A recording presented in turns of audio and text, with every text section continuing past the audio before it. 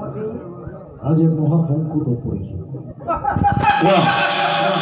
আৰেবাৰে কৰিব উদ্ধাৰ লোকে সংকট পৰা দৈত্যপতি আপোনাৰ কথাষাৰ শুনি মই হাঁহি নে কান্দি মেলে অৱস্থা কৰোঁতে না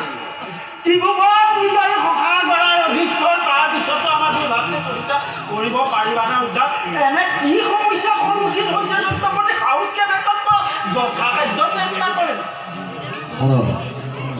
শোনা তেন্তে মোৰ চিন্তা নেকাৰো মোৰ পুত্ৰ পলাদক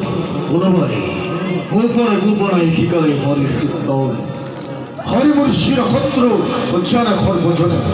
কিন্তু না জানে নুশুনে প্ৰহ্লাদলৈ হৰিৰ নাম অশান্তিৰে কৰিছে সজন দৈত্যপতি বৰুণৰ পাশে বান্ধি থৈব কটকা আপুনি বয়স হ'লে বুদ্ধি হৈব না নে কি হয় দৈত্যপতি মানে মোৰ ভাইটো কথাৰ অৰ্থটো এইটো হৈছে দৈত্যপতি এই শিশু ছোৱালী নধৰিবা দিয়ক আপোনাৰ বয়স হ'লে বুদ্ধি হৈ গ'ল তথাপিতো সৰু ল'ৰা মানে দুষ্ট কামত কৰিছে ক্ৰমান্বয়ে ডাঙৰ হৈ আহিব বৰদৈবাকে তথাপিতো মনে মনে নামানে পক্ষ সেইটো হয় সেয়েহেতু লৈ যাওক প্ৰলাপ কুমাৰক আৰু আছে যদি দৈত্য শিশুদানৰ ফলত সকলোকে উপযুক্তভাৱে প্ৰামাণিক হস্ত কৰিব প্ৰধান ভাল দৈত্যপতি আমি দুই ভাতৃয়ে যথাসাধ্য চেষ্টা কৰিম আমাৰ আশ্ৰমত ৰাখি বাগানৰ শাস্ত্ৰ অধ্যয়ন কৰা এতিয়া আমি বিদায়হে মাগিলোঁ দৈত্যপতি আৰু শুনা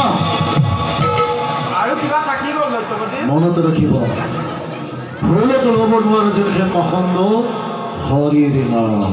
আপুনি একেবাৰে নিশ্চিন্তে থাকক দৈত্যপতি আমি দুই ভাতৃয়ে একদম যথাসাধ্য চেষ্টা আমি এতিয়া আহিলোঁ দৈত্যপতি